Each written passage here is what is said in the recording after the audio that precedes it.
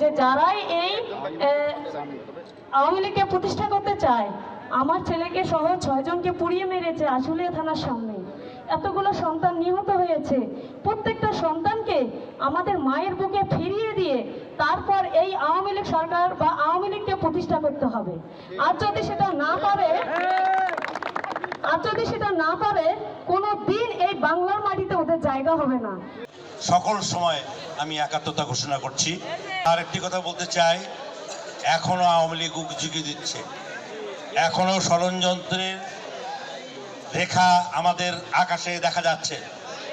আমি বহিষ্ঠ কণ্ঠে বলতে চাই, আওয়ামী লীগ আর হবে না, এখানে ইল্লত লীগ হতে পারে, এ দেশে আর আওয়ামী লীগ হবে না।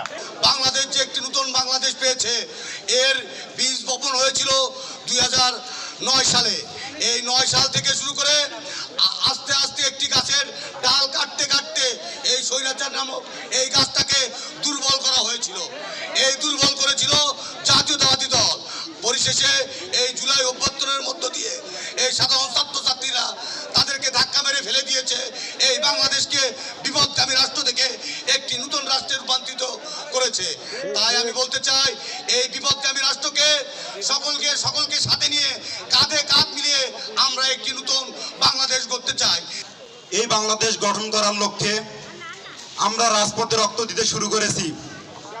আমরা এ দেশ থেকে ফ্যাসিস্টকে তাড়িত করেছি এবং বর্তমানে আমাদেরকে এই সব কথা শুনতে হচ্ছে যে আমরা ফ্যাসিস্টকে আবার এই দেশে আনার জন্য আমাদের একদল এখনো তারা নাকে পরে কান্নাকাটি করছে।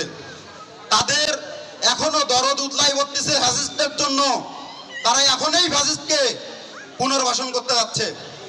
এই রাজপথের যেই সৈনিক আহতগুলো আছে, স্বজন হারানো পরিবারের যে বেদনা আর্তনাদ, এদের আকাঙ্ক্ষা আমরা এখনো বোঝার চেষ্টা করতেছি না।